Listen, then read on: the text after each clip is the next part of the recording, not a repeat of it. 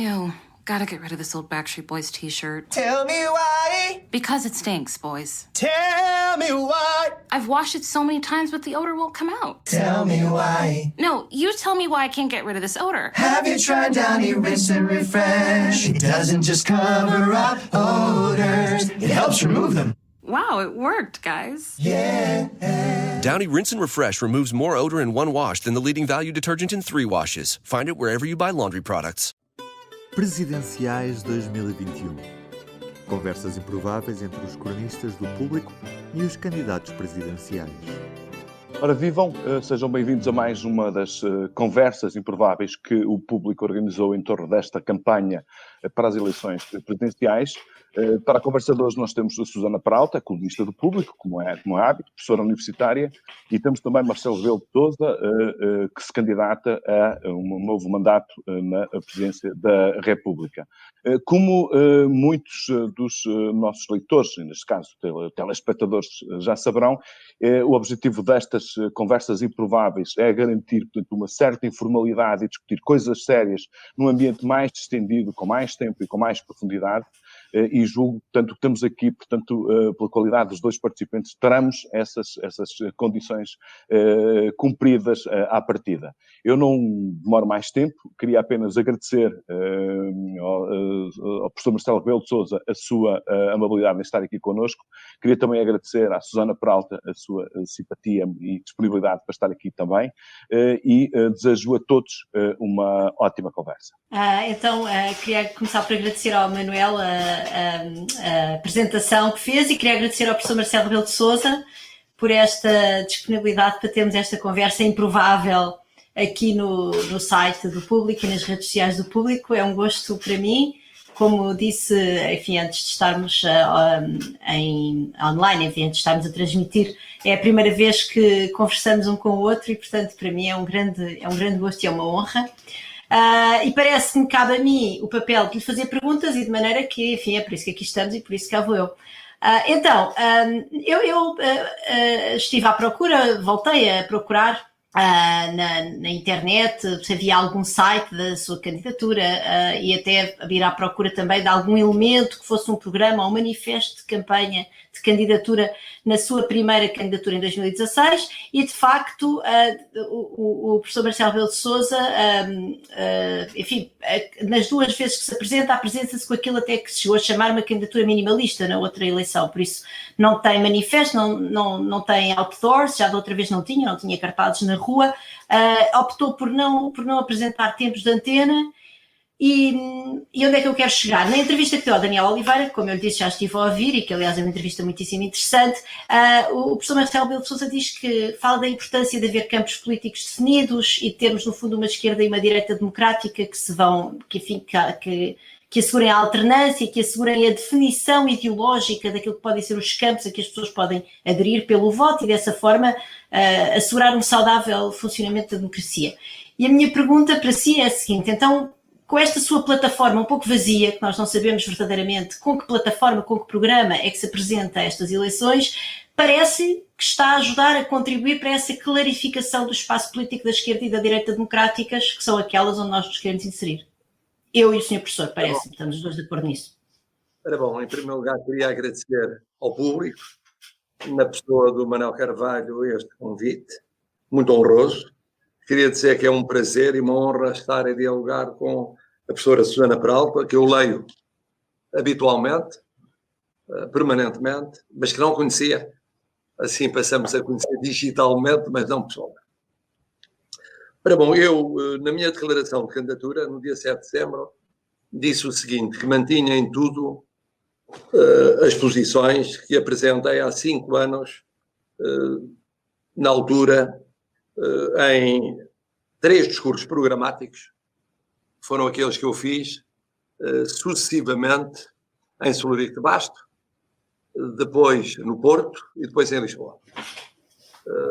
Longos, de facto, longos, e em que expliquei os pontos fundamentais da minha posição, primeiro, doutrinária e ideológica, segundo, a minha visão da Constituição, que votei há já muitos anos, E, em terceiro lugar, a minha resposta a questões concretas do funcionamento do sistema de governo.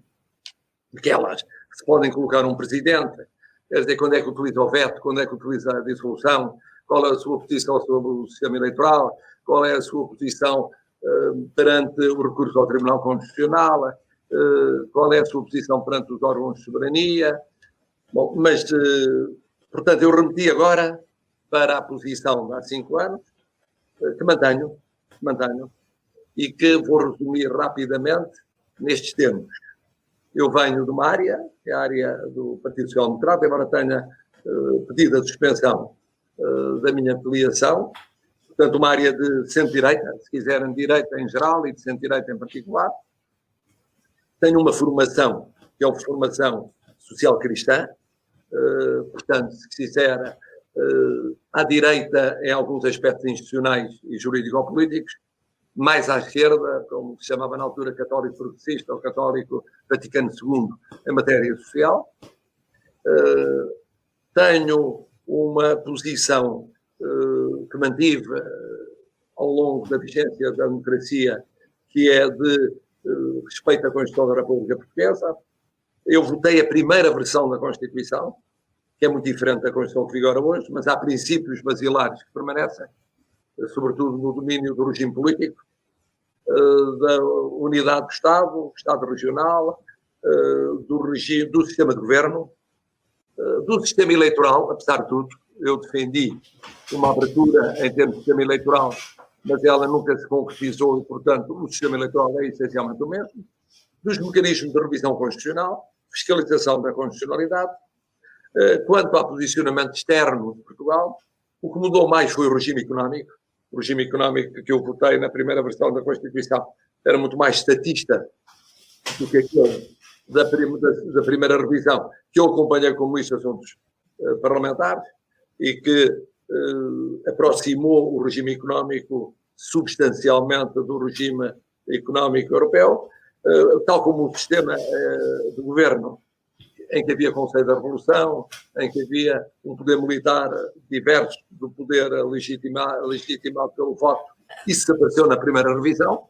Mais tarde, na outra grande revisão constitucional, eu era líder do PSD, portanto, o acordo feito com o engenheiro António Guterres e com o protagonismo do Dr. António Vitorino, foi um acordo que ampliou a autonomia das regiões autónomas, alargou o referendo, alargou o elenco dos direitos, e os direitos foram-se alargando à medida que a ciência e a tecnologia levavam ao aparecimento de novos direitos. Naquela ocasião, de alguma maneira, houve uma ligeira limitação em termos de regime económico, na linha da revisão de 1900 e... Mas, desculpe, não, é só que nós depois não temos assim tanto tempo para conversar, só para dizer rapidamente, porque eu queria responder. Quer dizer que eu, na altura, esclareci os pontos fundamentais, como é que via o sistema político e como é que via o papel do Presidente. Na minha interpretação da Constituição, eu acho que os poderes que estão na Constituição estão bem. Houve 5 presidentes muito diferentes e com momentos muito diferentes e com experiências diferentes que lhe deram protagonismos diferentes. O mais presidencialista foi, naturalmente, o Presidente Eanes, que fez a transição da primeira Constituição, da primeira versão, para a segunda. O segundo mais presidencialista foi, porventura, o Presidente Sampaio. O menos presidencialista acabou por ser o Presidente Mário. Professor Marcelo de Sousa, desculpe, eu vou só interrompê-lo pelo sim. Eu vou responder. Diga. Pois é, porque, quer dizer, é muito interessante como aula, mas não nos ajuda muito para perceber o contexto desta eleição em que... Mas diga, eu vou deixá-lo terminar. Não, só para perceber o seguinte, que no essencial mantenho as posições... Muito bem. Dá 5 anos. Como então, é que eu queria... esta eleição? Diga. Muito bem. Eu acho que nos últimos 5 anos aconteceu isto, que é o sistema político português conseguiu manter um equilíbrio que o diferenciou de outros sistemas políticos europeus. Noutros sistemas políticos europeus surgiram forças populistas, movimentos inorgânicos, e essas forças entraram por um hemisfério predominantemente no hemisfério de direita, provocaram imediatamente uma fragmentação à direita e uma dificuldade e depois impossibilidade da direita moderada ou centro-direita constituir-se como alternativa de governo por si só, mesmo em coligações múltiplas onde há vários partidos. Isso atenuou-se em França, porque o sistema é muito presidencializante, mais do que o nosso. O presidente estamos de acordo. manda no governo, preside aos conselhos de ministros. Dissolve o Parlamento quando é necessário para... Tem a tradição golista, que ainda hoje permanece. É verdade. Mas o que acontece é que depois, mesmo em França, a Frente Nacional surgiu, fragmentou o Partido Golista, fragmentou a direita, as várias direitas mais moderadas, e depois, de caminho, fragmentou o hemisfério da esquerda. Porquê?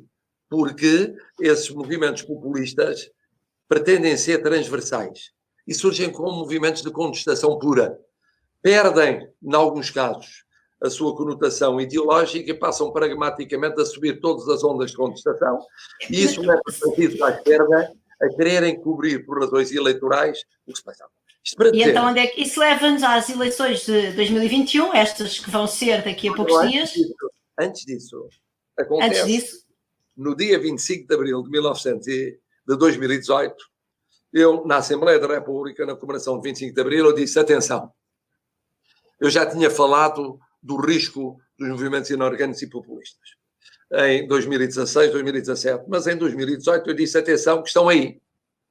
Estão aí a debilidade do sistema de partidos, a não resolução de alguns problemas económicos, sociais e políticos. Mas levaram a uma proliferação de movimentos inorgânicos no plano social, foram os sindicatos independentes a aparecerem, não só nas confederações, e o aparecimento de movimentos ou de forças que vão colocar questões ao funcionamento do sistema político. Bom.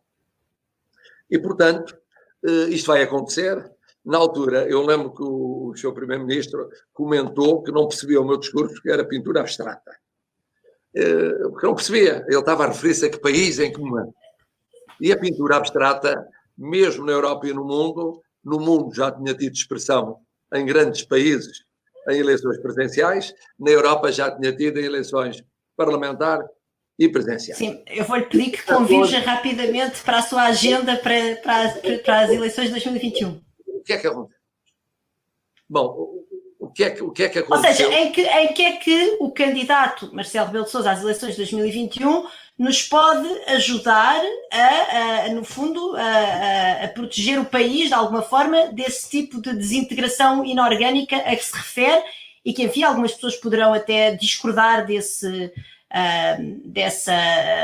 descrição e até podem não estar preocupadas com ela, mas eu, por exemplo, estou genuinamente preocupada com ela e, aliás, queria confrontá-lo com uma série de questões relativamente a esse facto. Portanto, em que é que uma pessoa que esteja a ouvir-nos, não é? Em que é que, votando em si no domingo, poderá ter, digamos, alguma espécie de seguro relativamente a esses enormes riscos para a nossa democracia liberal na qual vivemos e onde eu penso, isso nós os dois partilhamos, não é? Eu partilho com o Sr. Professor certamente o valor que damos a vivermos numa democracia liberal com direitos, liberdades e garantias. E, portanto, em que é que o candidato Marcelo Rebelo de Sousa, o que é que nos propõe? Ora bom, primeiro eu dei a garantia assegurando, sem crises políticas, a permanência e a duração da legislatura anterior. A legislatura anterior teve vários momentos críticos políticos, a propósito de orçamentos, nomeadamente os orçamentos para 2018 e 2019, teve a crise dos professores, teve a crise dos incêndios, teve várias crises, teve a crise social da segunda metade de 2018, e eu, em diálogo com os parceiros económicos e sociais, sobretudo as confederações sindicais, e em diálogo com os partidos políticos, eu garanti a inexistência de crises, a durabilidade da forma de governo existente até às legislativas de 2019. Portanto, vindo da direita, eu garanti que não havia nenhuma instabilidade que envolvesse dissolução, que envolvesse pôr em causa o governo, que envolvesse maximizar os fatores críticos. Isso tudo nós já vimos. E para o futuro? Porque quando se olha para o futuro, olha-se sobretudo para o passado da pessoa. É que os candidatos que não têm passado na presidência, olha-se para o que propõem para o futuro. Os que têm passado, olha-se para o que fizeram no passado. Vamos concordar nisso, mas então deixe-me dizer-lhe uma coisa. Às legislativas. E nas legislativas acontece que foi muito complicada a campanha eleitoral das legislativas. Em cima de uma elaboração do orçamento para 2020, também muito complicado, como tem sido 18 e 19. E eu fui novamente um fator de estabilidade, no sentido de fazer o apelo e fazer a intermediação necessária para garantir que houvesse a viabilização do orçamento para 2020 e depois 2021 e que, numas legislativas em que não era possível a celebração de acordos entre partidos políticos, aqueles que tinham sido forçados pelo meu antecessor a celebrar acordo. Sim, sim. Que recusava, o Partido Comunista Português. Recusou liminarmente durante a campanha. É o Bloco de Esquerda não. Propôs celebrar acordo e o Partido Socialista recusou. E, portanto, apesar disso, de não haver acordos escritos, foi possível manter um campo de diálogo que viabilizou, com a mesma base de sustentação, o orçamento para 20 e com uma base mais estreita.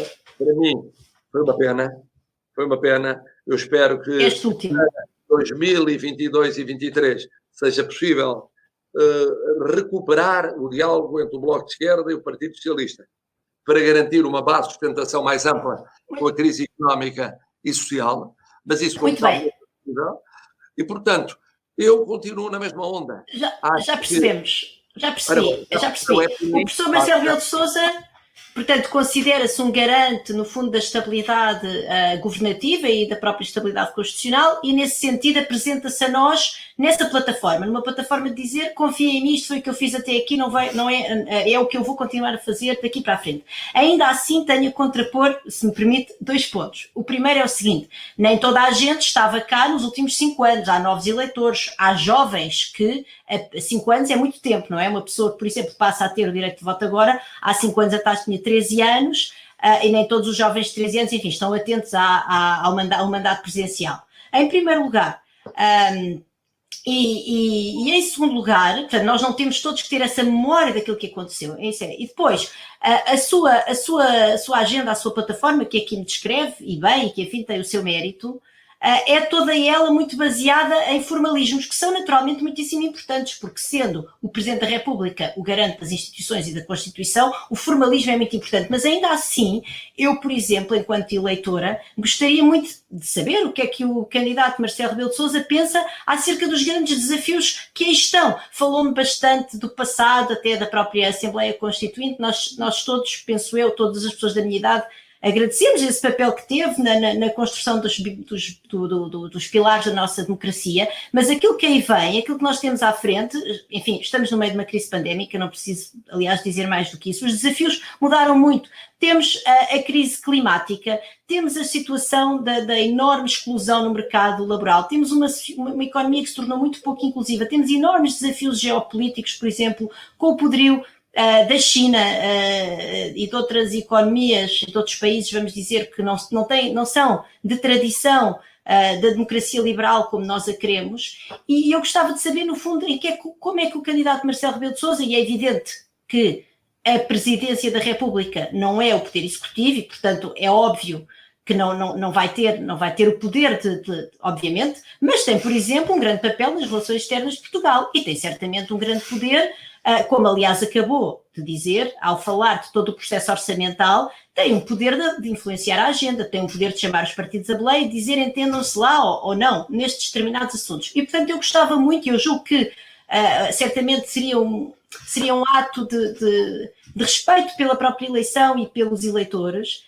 que tivesse um documento escrito, mesmo esses discursos programáticos que fez há 5 anos e que eu recordo, enfim, repito, havia pessoas que não estavam cá, aliás, há imigrantes que não estavam cá e que, entretanto, se tornaram portuguesas ou portugueses e tiveram o poder de voto. Nós gostávamos de ver isso por escrito, não é? Porquê é que não nos deu isso? Porquê é que não me deu um site? Porquê é que não me deu um documento? Um professor, um académico que tanto escreveu? Porquê? Isso é algo que realmente eu gostava de perceber melhor. E só lhe pedir, não temos infelizmente muito tempo, mas enfim, vou-lhe dar, como agora falei bastante, vou-lhe dar a oportunidade de responder. Ora bom, eu, tendo isso sido tão discutido há 5 anos e tendo a vida prática permanentemente coerente com aquilo que eu tinha dito, eu achei que as pessoas achavam óbvio. Depois disso, ainda houve a minha posição de solidariedade total ao governo em matéria de pandemia.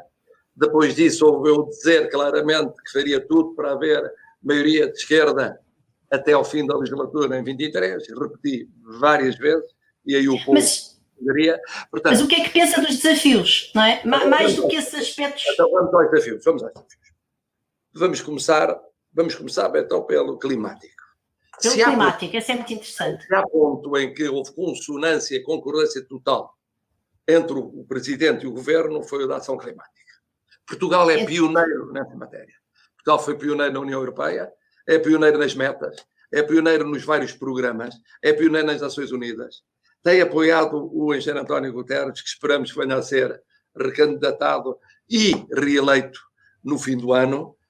Eu intervim em várias cimeiras climáticas sobre o clima e sobre as consequências do empenhamento nessa matéria em concordância com o Governo, lá fora. Cá dentro apoiei todas as leis e programas do Governo e intervim em ações de base da sociedade civil na mesma linha. Portanto, saber a minha posição é saber a posição que o Governo, com o apoio, aliás, da maioria de sustentação, tem defendido desde 2016. Sem dúvida nenhuma. Quanto à inclusão, foi uma das bandeiras que eu adotei e lutei em conjunto com pessoas de outras proveniências ideológicas, nomeadamente do Bloco de Esquerda, mas também do Partido Comunista Português, mas também do Partido Socialista, relativamente a causas como os cuidadores informais, os sem-abrigo, os imigrantes. Cuidadores informais que são flop, já agora saíram os números hoje no público, não é? Ou não sei, esta semana. A percentagem de fundos da verba afetada que foi verdadeiramente utilizada pelas pessoas, tais não são as barreiras ao acesso a estes governos. Foi um flop, mas o flop começou antes, porque foi uma dificuldade conseguir a aprovação do Estatuto dos Cuidadores Informais. Foi uma luta em que esteve empenhada a eurodeputada e hoje candidata Marisa Matias, já elogiou, já teve a oportunidade de elogiar ela mesma. Estive com ela nessa luta, conseguiu-se a lei, mas tem sido um drama a regulamentação da lei. Quando se foi ver o número de cuidadores informais, que nós temos a noção que são centenas de milhares, apareceram uns míseros e ridículos milhares. Mas isso é porque a lei não está bem feita, não é? Professor Marcelo Sousa. As leis... Mas isso faz parte, quer dizer, quem desenha políticas públicas sabe que um dos desafios do desenho das políticas públicas é desenhá-las por forma a que a adesão das pessoas às políticas seja, enfim, facilitada, simples e que elas cheguem às pessoas para quem são desenhadas. Portanto, isso é porque há um problema com a lei. Aí o problema, mais do que ser da lei, foi da execução da lei. O formalismo na execução da lei e a aposta do governo em termos financeiros relativamente à lei, foram insuficientes. Eu chamei a atenção várias vezes para isso, como aliás a candidata Marisa Matias. No orçamento para o ano que vem, inscreveu-se uma verba, como diz, irrisória, e sobretudo ficou por resolver o problema da segurança social, o problema dos direitos na saúde, o problema dos direitos laborais. Há muitos problemas para resolver. A lei permite, mas é preciso depois haver diplomas do governo, decretos, leis a executar. Bom, mas o problema da inclusão é ainda mais grave, porque com a pandemia a pobreza aumentou, está a aumentar todo. A pobreza aumentou e eu tenho, aliás, aqui uma frase sua, já agora, se me permite, uma frase que eu citei num artigo meu, já foi há uns meses, mas que, por isso, o professor Marcelo Rebelo de Sousa é um grande fã do Banco Alimentar, e disse, e foi então em maio, fez uma das suas visitas, que aliás faz com frequência, não direi sempre, ao Banco Alimentar e disse: não é preciso gostar do Banco Alimentar, da líder ou dos voluntários. É preciso pensar nos que estão mal e que vão estar assim mais 1 mês, 2, 3, mais 1 ano, o tempo que durar a crise. E a minha pergunta então para o presidente candidato Marcelo Rebelo de Sousa é a seguinte: E uma vez que me está a dizer que realmente teve, enfim, uma presidência que foi também virada para estes temas da inclusão, acha mesmo que é com o Banco Alimentar, que é com doações de géneros alimentares para o Banco Alimentar, que é uma sopa dos pobres moderna, que nós vamos resolver um problema, ou seja, em que está a falar que há pessoas que vão estar um ano, um mês, 2 meses, 3 meses, um ano, o tempo que durar a crise com fome. É isto, nós devemos contentar-nos com isto, devemos contentar-nos com o Banco Alimentar. Eu não estou contente. Não, claro que não. Isso é uma evidência. Por isso é que eu apoiei a estratégia contra a pobreza. Tinha parado, note, com um governo de esquerda, tinha parado a necessidade da definição de uma estratégia global contra a pobreza. Parou, porque no meio de tantas prioridades, acabou por essa, não se percebe porquê, não ir em frente. E eu apoiei um grupo, aliás, bastante transversal e nacional, que relançou a estratégia contra a pobreza. Tinha sido Alfredo Bruto da Costa, o grande dinamizador, ou social-cristão, socialista, mas social-cristão de base, que tinha, e bem, lançado e liderado este processo. Ele morreu, e entretanto, já no fim da sua vida, doente, o processo perdeu muito do seu dinamismo, só começou a recuperar tarde no fim da legislatura, demorou muito tempo a ser definido. O Ministério do Trabalho, depois com a mudança de ministro, acabou por, de alguma maneira, também debilitar ou fragilizar, ou não apoiar tanto, ou não se empenhar tanto naquilo que é essencial. Eu considero que questões como a pobreza, como a correção das desigualdades territoriais e das desigualdades pessoais, passa por políticas públicas. Ponto final, parágrafo. Bem desenhadas, não como o Estatuto do Cuidador Informal. Eu não sou liberal. Isso aí foi uma coisa que eu nunca fui e não sou liberal. Vamos concordar com isso. E, portanto, o que eu digo é outra coisa. É que essa é a prioridade de políticas públicas. O que eu digo é que, se além disso houver quem, entretanto, e há instituições de várias natureza, igrejas, instituições ligadas à maçonaria, instituições ligadas a movimentos sociais. Se houver instituições que, entretanto, vão agindo, não para resolver globalmente o problema, mas para minorar parcialmente esse problema, devemos apoiá-las. Mas não pode ser essa a principal bandeira. E eu tenho a ideia que o presidente Marcelo Rebelo de Sousa apareceu em excesso no Banco Alimentar relativamente a outras coisas, a outras ações mais... Olha, por exemplo, fazer com que o Estatuto do Cuidador Informal tivesse sido regulado mais a tempo e tivesse funcionado. Ou, por exemplo, o Estatuto das Famílias de Acolhimento, que é um verdadeiro flagelo social, as crianças institucionalizadas. Mas quer dizer, demorou um ano a ser regulamentado e a verdade é que nós continuamos a ter uma situação verdadeiramente extraordinária no contexto europeu de crianças institucionalizadas. Não imagina a luta que eu tive por causa disso em público. Eu em público tive, já não digo em privado, a luta que eu tive nesses campos, todos, estando ao lado dos que lutavam por essas causas. Mas desculpa, professor Marcelo Rebelo de Sousa, eu quero dizer, é muito importante o que está a dizer, eu agradeço-lhe, mas deixe-me só contrapor o seguinte. Para agradecer, é para verificar, aconteceu. Já várias vezes, não só nos debates e agora também aqui comigo já me lembrou que uma coisa é ser o candidato, outra coisa é ser portanto, o incumbente. O professor Marcelo Rebelo de Sousa é o incumbente e tem uma história atrás de si. Para os outros candidatos e candidatas é mais fácil dizer vou fazer, vou acontecer.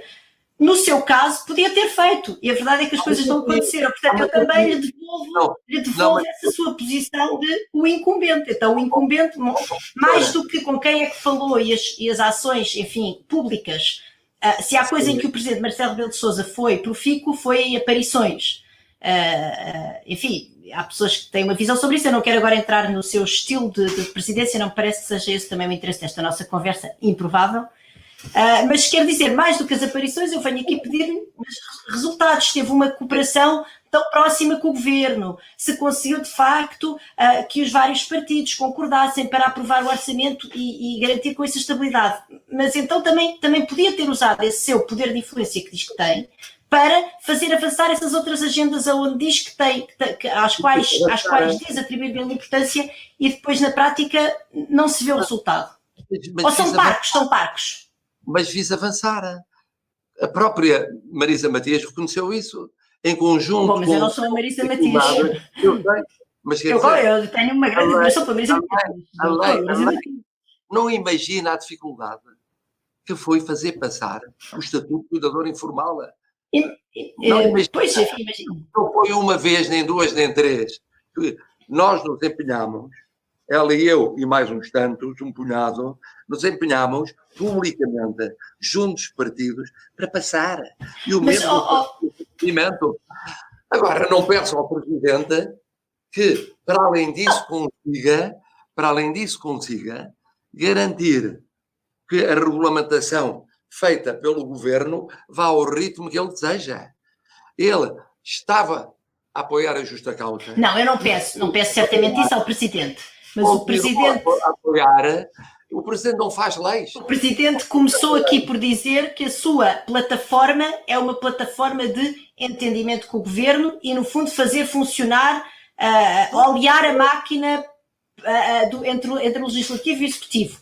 E, portanto, eu então venho, enfim, pedir mais contas, enquanto eleitora, pedir mais contas nessa sua vantagem que no fundo está a dizer, isto é o que eu sei fazer, eu estou-lhe a pedir então que faça mais. Mas faço só, se calhar, desculpe, eu tenho muita pena, eu gostava de ficar aqui várias horas a falar com o Sr. Professor, mas... Quer passar com a China? Quer passar para a China? Não, eu queria, se calhar, então podemos falar rapidamente da China, porque eu tenho aqui ainda várias perguntas que eu queria fazer e daqui a nada cortam-nos o microfone. Diga. Este governo herdou do governo anterior privatizações feitas contra relógio no quadro da Troika que deram à China posições-chave em setores económicos portugueses. Na banca, na energia, no setor na hospitalar. Infraestrutura elétrica, sim, no setor hospitalar, dos seguros. Dos seguros. Ora bom, é verdade. Durante esta governação falou-se de uma OPA no quadro energético que daria à China o controle, por exemplo, da EDP. Não teve sucesso. Não houve aumento significativo, ou melhor, não houve aumento, e muito patentemente nos últimos anos, da posição chinesa em setores-chave da economia portuguesa. E, portanto, houve a herança que houve, e depois disso não houve, da parte europeus, da parte de outros investidores, interesse efetivo. Várias vezes o embaixador americano me vinha falar a dizer que tinha investidores americanos que iam entrar na REN, na EDP, iam entrar a substituir os investidores chineses. Nunca aconteceu. Ninguém viu. Mas isso mostra que a China investe com motivações que são para além do próprio retorno económico, não é? Ou em todo caso sugere. Pode deixar-nos preocupados relativamente a essa... Pode deixar-nos preocupados relativamente às verdadeiras motivações da China, porque se mais nenhum investidor tem interesse, quer dizer que a China tem motivações que vão para além do próprio retorno económico. Sabe que no momento em que houve essa privatização, eu não era presidente e o governo não era este, o que aconteceu é que foi uma privatização contra relógio e não apareceu mais ninguém. Apareceram árabes e chineses. É verdade. Bom, mais ninguém. A Europa estava em crise, os Estados Unidos da América... Como sabe, nos Estados Unidos da América o sistema não funciona assim. Os chefes de Estado não influenciam investimentos externos. Os grupos económicos optam de acordo com as estratégias multinacionais. Bom, é verdade que a China tem, mas eu disse várias vezes na análise que fiz geoestratégica, que a China tem uma estratégia não de presença política ou militar, mas de presença económica nos vários continentes. No caso europeu, aconteceu, nomeadamente em Portugal. É verdade que é uma presença estreita, também, por exemplo, muito mais do que financeira ou económica estreita. É verdade. Professor Marcelo Sousa cá, muito obrigada pelas suas respostas. Vou só mudar aqui de tema e pegando um bocadinho até naquilo que tinha dito há pouco acerca da importância, da questão dos movimentos inorgânicos e da importância de mantermos o sistema, enfim, da democracia liberal e da própria estabilidade do sistema político português relativamente à realidade de outros países europeus, e falou aqui, por exemplo, de França. Eu julgo que há uma ameaça latente no nosso sistema eleitoral, no nosso sistema político, aliás, que é a ameaça da abstenção. Porquê? Porque eu sou economista e, portanto, como sabe, aliás, portanto, vou até permitir-me, se calhar, aqui um bocadinho de conversa de economista, mas aquilo é procura não satisfeita. Quando há procura não satisfeita, que são as pessoas que estão fora do mercado porque não votam, há sempre a possibilidade de entrar numa nova empresa com um produto extremamente inovador, pode ser banha da cobra ou não, e essas pessoas, essa procura insatisfeita, que no fundo não está propriamente fidelizada mais ou menos a uma ou duas outras opções do mercado, neste caso de outros partidos políticos, pode então rapidamente aderir a esta nova empresa que entra com um produto inovador e, portanto, agora, o que é que isto pode querer dizer? Pode querer dizer que esta grande massa de abstencionistas do nosso sistema político representa essa ameaça, porque de facto é procura não satisfeita e esses movimentos inorgânicos de que fala e que identificou em 2018 e bem, crescem muito à custa dessa abstenção. E o que eu lhe queria dizer é, como sabe, eu até já escrevi sobre isso, mas o professor Marcelo Rebelo de Sousa foi o presidente eleito em primeiro mandato com menos votos, portanto teve 2.400.000 votos, e só o professor Cavaco Silva no segundo mandato é que teve menos votos do que o professor Marcelo Rebelo de Sousa no primeiro mandato. E nós estamos a caminhar, e agora vou se calhar fazer uma amálgama das duas eleições, estamos a caminhar para uma eleição onde houve supressão de direito de votos. Nós estamos neste momento a assistir a supressão de direito de votos. Eu sei que me vai responder que a supressão, peço desculpa, do direito de voto. Eu sei que me vai responder que isso é uma competência do Parlamento, e é certamente uma competência do Parlamento, mas mais uma vez eu vou apelar, não é? À sua capacidade de, enfim, fazer com que as forças parlamentares e o governo funcionem em harmonia e consiga que a agenda política avance. Nós sabemos que estamos nesta pandemia, há um ano que sabemos, na verdade, ela chegou a Portugal em março, mas há um ano, por esta altura, ela estava a chegar à Europa e nós estávamos a ver que aquilo nos ia bater à porta. Portanto, há um ano que nós sabíamos que, não vou dizer que há um ano, mas certamente há 6, 7, 8 meses sabíamos que íamos ter eleições num contexto pandémico. Há várias organizações internacionais com vários recursos, enfim, de informação, de exemplos, outros países, como é que isto se organizava. Sendo certo que a Presidência da República não tem competências para organizar processos eleitorais, por exemplo, o Presidente Marcelo Rebelo de Sousa reuniu o Conselho de Estado em julho, podia perfeitamente, antes das próprias férias parlamentares, ter feito pressionar o Parlamento para legislar no sentido de nós termos um processo eleitoral muitíssimo mais inclusivo. Eu vou-lhe só dar aqui alguns números que me parecem verdadeiramente preocupantes. Nós temos 1,5 milhão de eleitores residentes no estrangeiro. Nós sabemos que muitos deles estão impedidos de votar porque estão em situações de confinamento que os impedem de se deslocar, de irem aos consulados, porque não há voto postal para a Presidência da República. É interessante perceber que, enfim, sendo a participação muitíssimo baixa, mas nas legislativas de 2019 participaram 158 mil eleitores e nas do Parlamento Europeu, onde não há voto postal, participaram apenas 13 mil. É certo que o Parlamento Europeu é uma eleição que é percebida pelas pessoas como menos importante. É certo também que os imigrantes em países europeus têm direito de voto nos próprios países de acolhimento, portanto não se pode comparar estes dois números diretamente, mas ainda há assim uma diferença entre 158 mil e 13 mil participantes. Podemos imaginar que o voto postal tenha algum poder para explicar porque é que mais pessoas participaram, algum. Temos também, neste momento tivemos aquilo que foi referido inclusivamente pelo professor Marcelo Rebelo de Sousa como uma adesão massiva ao voto antecipado. Foram 250 mil pessoas num universo de 9 milhões de eleitores, sendo que, enfim, apenas cerca de 4 milhões e pouco votam normalmente. Vamos ver o que é que vai acontecer nesta eleição. Temos uma supressão de direito de voto às pessoas que estão confinadas, ou por estarem infectadas, ou por serem casos de contacto. As pessoas que foram identificadas enquanto tal, a partir de quinta-feira passada, ficaram impedidas de se inscrever no sistema que foi criado online para a recolha de voto domiciliário. E a verdade é que é um bocadinho como o Estatuto do Cuidador Informal, porque o voto ao domicílio teve uma adesão de 12.900 pessoas. Ora, se nós estamos numa situação em que estamos a ter 10 mil novos casos por dia, isto é mais ou menos um dia de casos, nem sequer é um dia dos casos de contactos de casos, portanto mais um flop. E a minha pergunta é, enquanto garante da instituição, enquanto presidente que já foi eleito com tão pouca participação eleitoral e no fundo com tão pouca expressão do voto popular, enquanto presidente que se preocupa e bem, e nós agradecemos-lhe por isso, por esses movimentos inorgânicos, como eu digo, se alimentam muito desta base de eleitores e eleitoras que estão fora do sistema. Porquê que não fez nada? Porquê que antes do verão não chamou os partidos e usou desse seu poder que tem para os fazer aprovar a peça de orçamento para dizer legislem para isto não correr assim? Porquê? Ora bom, quem é que lhe diz que não fiz nada? Está a ver? Eu não vi o resultado. O que eu estou a ver é que no domingo vamos ter, pois, não faço ideia. Pelos imigrantes. Mas deixe-me só dizer uma coisa, professor Marcelo de Sousa, enquanto eleitora e enfim cidadã ativa e até bastante interessada, eu julgo pelos resultados, não é?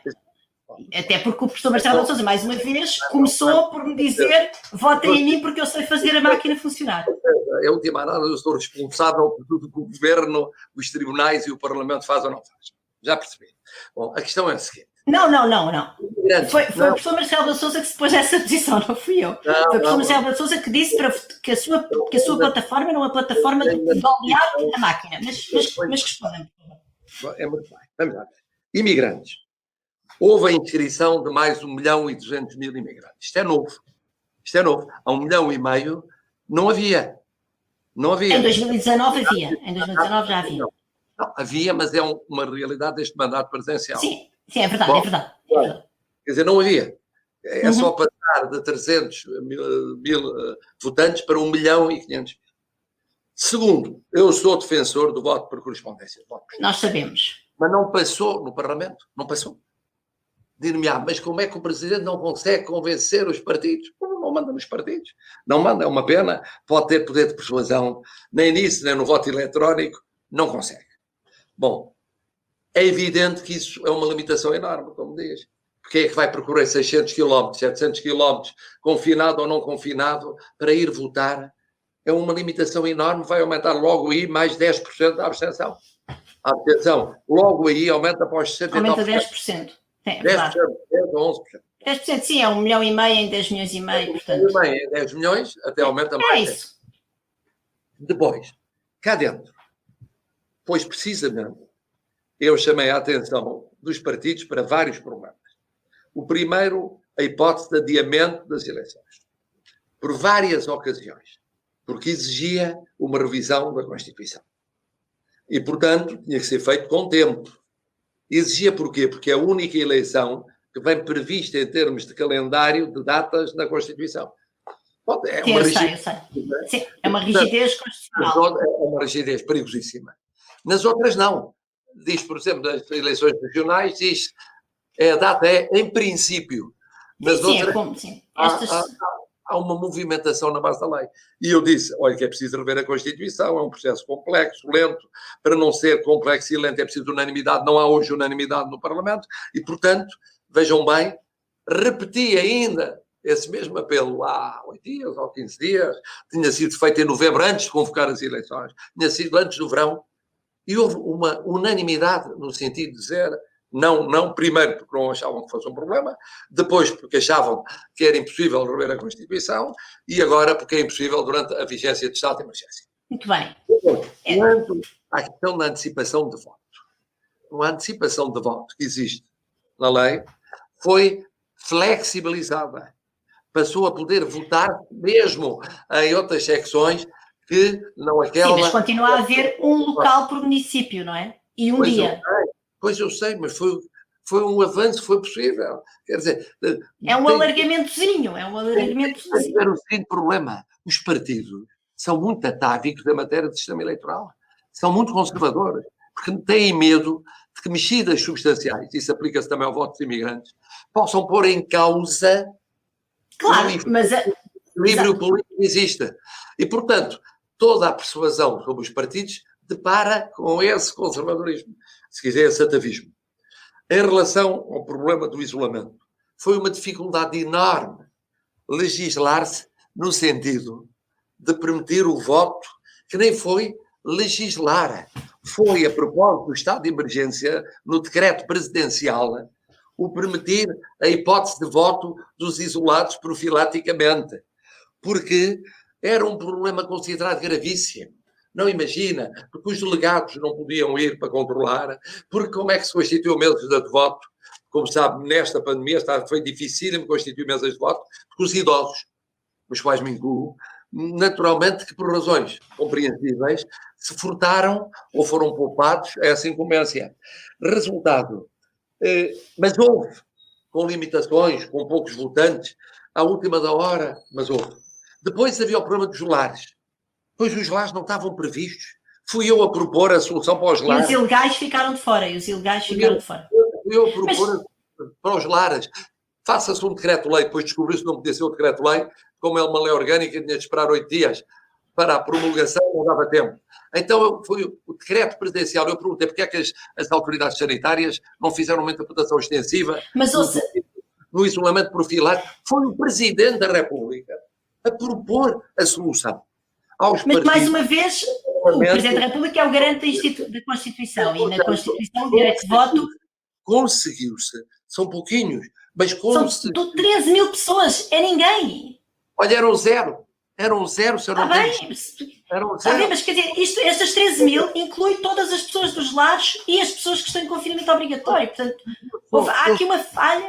Eu sou o primeiro a dizer que houve uma falha perante a chamada de atenção, houve primeiro uma relutância, depois houve uma aprovação que eu tive de intervir e depois eu não posso executar. Não Isso não pode. Eu ir com as forças de segurança, as forças armadas... Não, mas enquanto garante da Constituição...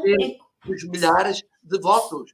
Quer dizer... Estou Marcelo Rebelo de Sousa, não, isso eu não lhe vou pedir, deixa descansar. Ia lá eu antes. Eu ia lá no seu lugar com todo o gosto. Deixa-me só fazer-lhe uma pergunta. Enquanto garante da Constituição, como é que se sente relativamente a umas eleições com uma supressão substancial do direito de voto? Como é que se sente? Eu sinto, como lhe disse, pois eu fiz tudo para haver o direito de voto. Portanto, sente que fez o possível. Não podia fazer mais. Não podia fazer mais. Quer dizer, eu não podia substituir-me aos deputados, não podia substituir-me ao Ministério da Administração Interna, não podia substituir-me às Forças de Segurança e às Forças Armadas. Então vamos só esperar que a aprovação do próximo orçamento seja mais fácil do que a legislação do voto antecipado. Relativamente à pandemia, eu ainda queria tocar, tenho muito mais temas para falar consigo, eu estou a adorar esta conversa, mas queria só relativamente à pandemia, se me permite, eu gostava de lhe perguntar se acha que a classe política... É terrível, é terrível, certamente, ser primeiro-ministro, ser ministros e ministras, ministra da saúde, certamente, é o pior trabalho que se pode ter na vida, certamente, é ter um país, ser político, ser representante eleito num país que atravessa uma crise desta dimensão e, portanto, também não vamos agora aqui ser manicaístas de imaginar que havia uma solução mágica para esta pandemia, parece que ela não existe e, portanto, certamente que isso eu reconheço que é uma situação muito difícil ser Presidente da República no contexto desta pandemia. Ainda assim vou arriscar a seguinte questão. Arrisca. É para isso que estamos aqui, é uma conversa improvável, temos que ser improvavelmente arriscados. Uma conversa mais dinâmica. Claro. Parece-lhe que os políticos e as políticas deram o melhor exemplo às pessoas sobre como lidar com esta pandemia, ou parece-lhe que houve em alguns momentos alguns problemas, se calhar, no exemplo? Sei lá, isso pode ter havido casos em que tenha havido exemplos de violação de regras sanitárias. Se houve violação de regras sanitárias de forma ostensiva por parte dos políticos, isso pode não ter sido muito bom exemplo. Pode ter acontecido, admito. Agora, como diz, ser o governo, até mais complicado do que ser presidente, é ser governo nesta pandemia. É terrível. Foi por isso que eu assumi a responsabilidade máxima. E por isso é que eu, correndo o risco de ser considerado, sobretudo à direita, como dando uma cobertura excessiva ao governo, eu não tive a mínima dúvida em dar a cobertura total.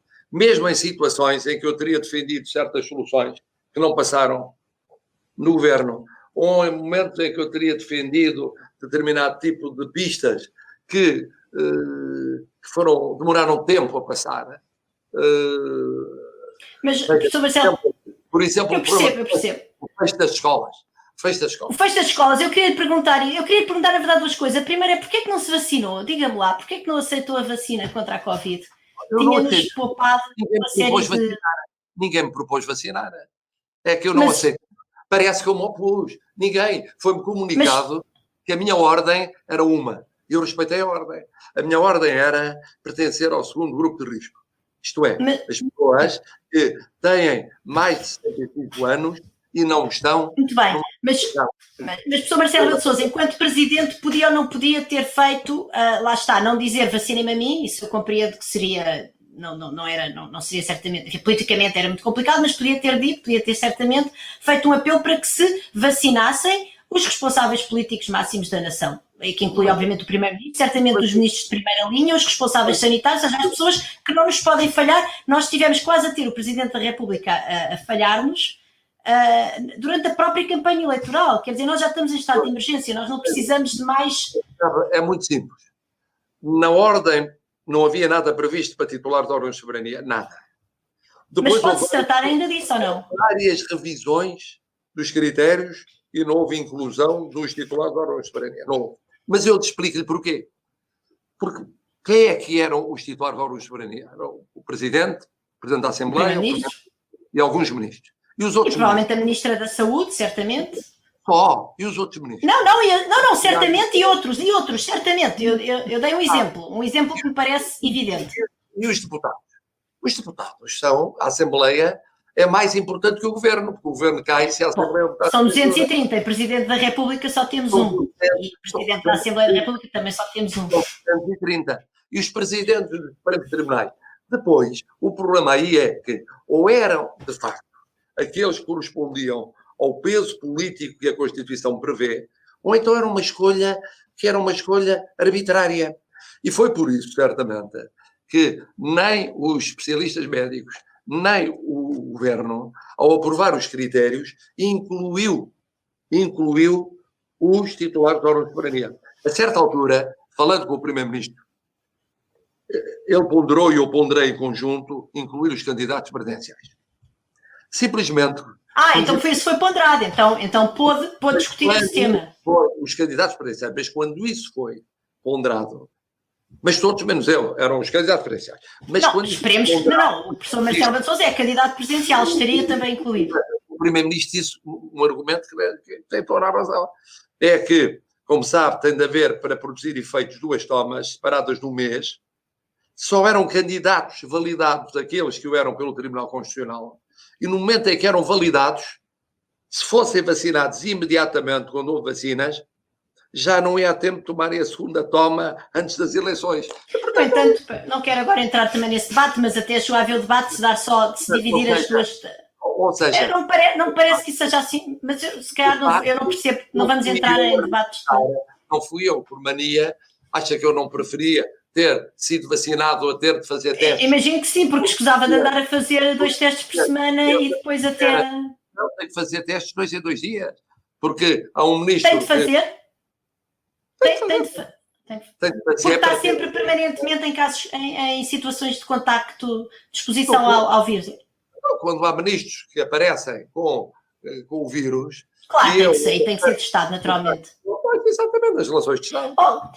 Não resisto a fazer esta pergunta, mas eu ainda quero ir a mais um assunto e já estamos a passar do nosso tempo. Mas eu não resisto a fazer esta pergunta.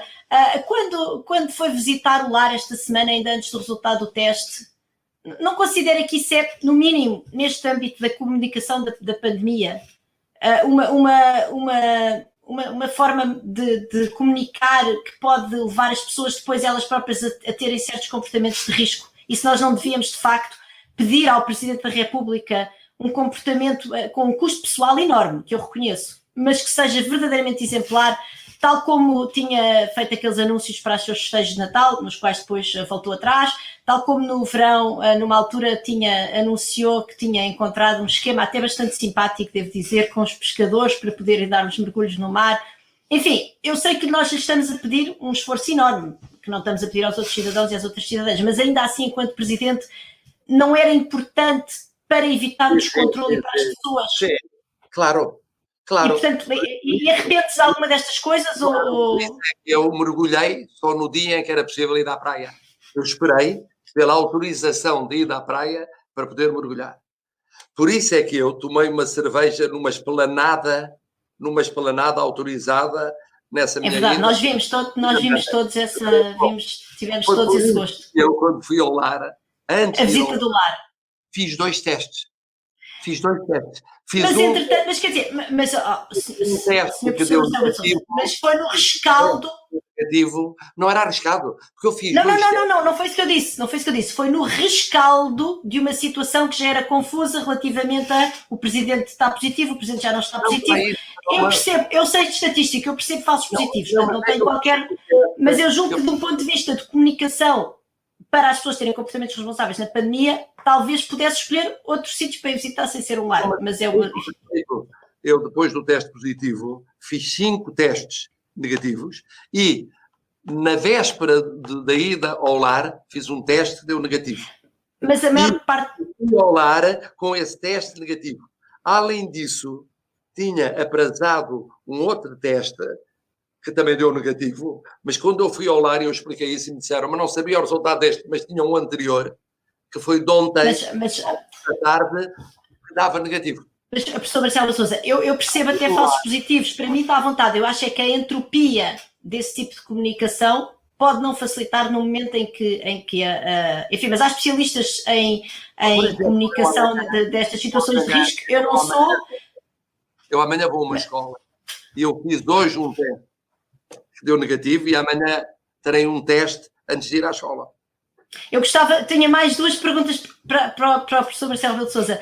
A primeira, mas se calhar não vamos ter tempo para discutir e tenho imensa pena, era se considera que fizemos tudo, andámos a trabalhar tanto para salvar o Natal e a minha pergunta é, vou-lhe fazer as 2 perguntas e depois ficam para... Primeiro, nós andámos a trabalhar tanto para salvar o Natal, mas agora eu estou a ver com muita, enorme tristeza e devo dizer que hoje, quando comecei a ver de novo o ambiente e até a sua própria iniciativa para encerrar as escolas, isso entristece-me imenso. Eu não sei, já não sei se, ou seja, eu tenho a certeza que isto é obviamente uma questão de custo-benefício entre a saúde pública e o futuro das nossas crianças, mas de facto nós temos chegado a este ponto, a mim entristece-me imenso e a minha pergunta número 1 era, será que nós fizemos tudo para salvar a escola? Que eu preferia muito mais enquanto cidadã e enquanto economista e percebendo os custos económicos gigantescos para o futuro do país que isto vai ter agora, esta decisão que certamente está prestes a ser tomada de encerrar as escolas, se fizemos tudo o necessário para salvar as escolas.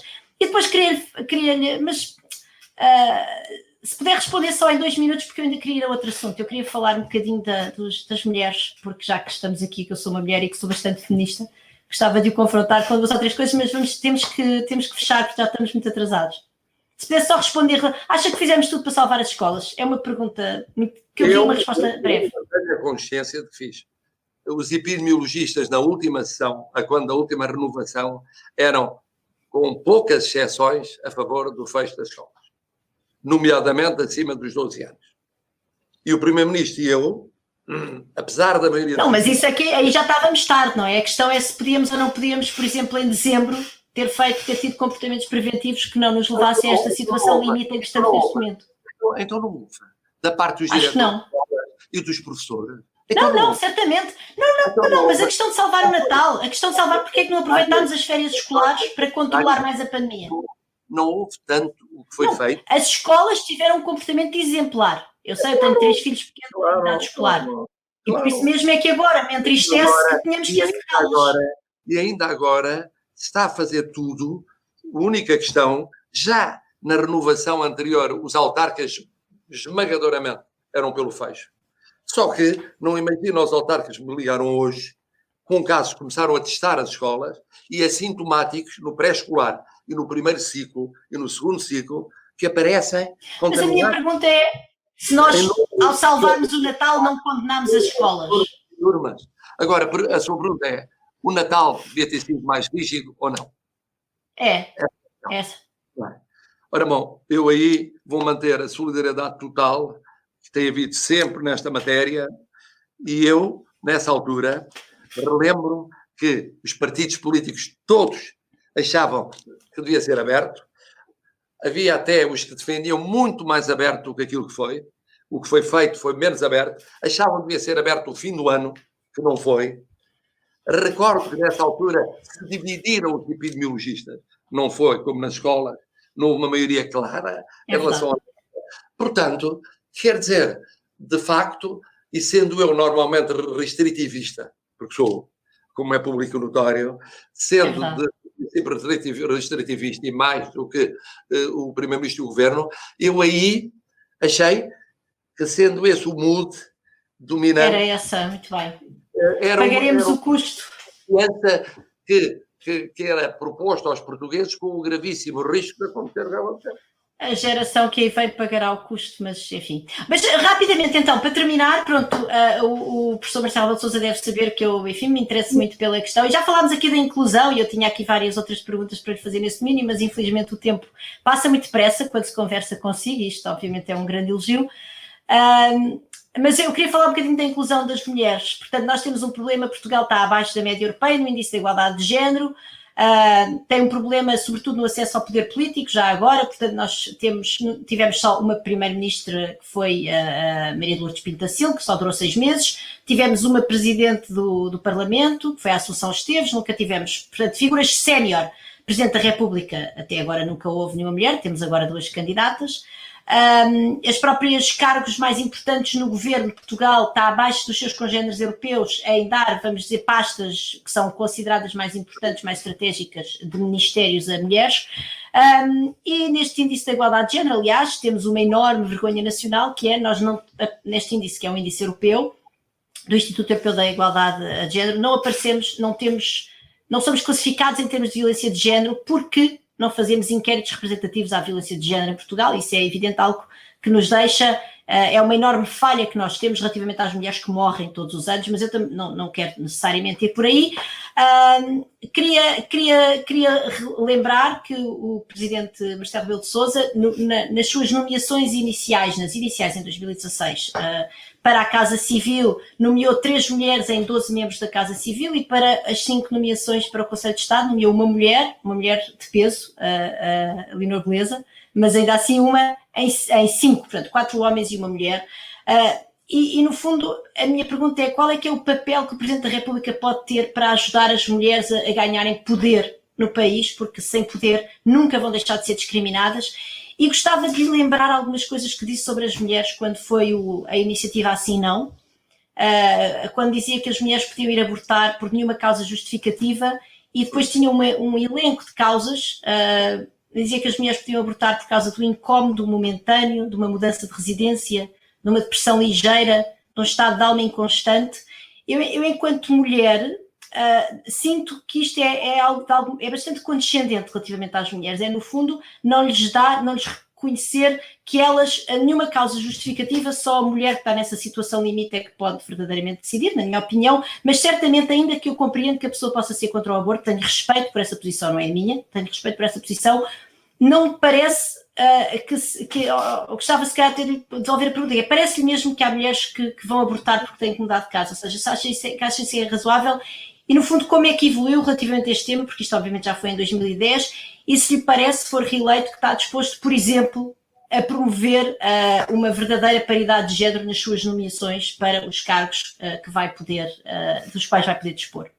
Ora bem, vejo que escapou a minha casa militar onde há paridade. Não escapou, essa é paritária, eu sei, essa é paritária. Mas é uma. Professoras e ajudantes de campo. E tem uma assessora militar, é verdade, uma mulher assessora militar. E 2 ajudantes de campo. Bom, sim, portanto, ainda assim. 3 ensaios. Agora, na Casa Civil hoje, já há quase paridade entre mulher e homem. Praticamente paridade. Porque eu nomeei em vários momentos... Foi nomeando mais mulheres. No Conselho de Estado não resolveu o problema. No Conselho de Estado continuamos... O Conselho de Estado continua a ser... Ao Conselho de Estado. Se quiser, há paridade nos cargos que nomeei, uma Procuradora-Geral da República, um de Presidente do Tribunal de Contas. Não há paridade, infelizmente, nas FIAs militares ainda. Havemos chegar lá. Mas ótimo.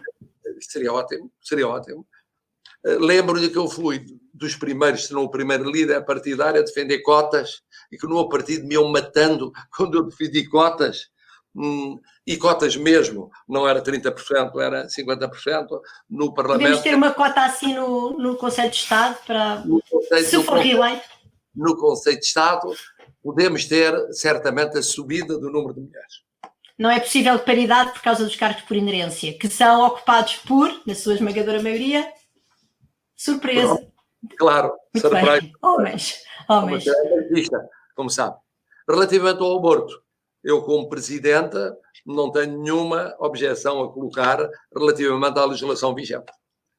E não tem quaisquer comentários relativamente a esta sua posição que eu apelidei de condescendente relativamente às mulheres. Eu não me Por lembrava exemplo, a mudança de residência, o filme ainda está no YouTube, Mas se disse isso, foi uma condescendência de facto excessiva. Da qual se arrepende. Sim, eu ao longo da vida tenho-me arrependido. Claro, naturalmente, todos nós mudamos. Claro. Muito bem, muito obrigada, professor Marcelo Rebelo de Sousa, foi uma conversa muito interessante, foi um gosto enorme ter esta oportunidade para esta conversa improvável. Foi animada e não ultrapassámos muito tempo.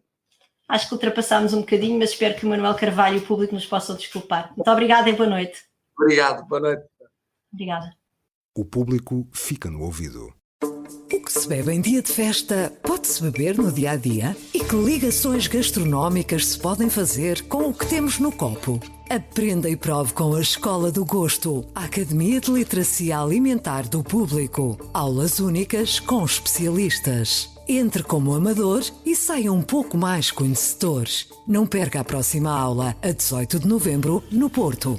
Os lugares são limitados. Inscreva-se já em público.pt.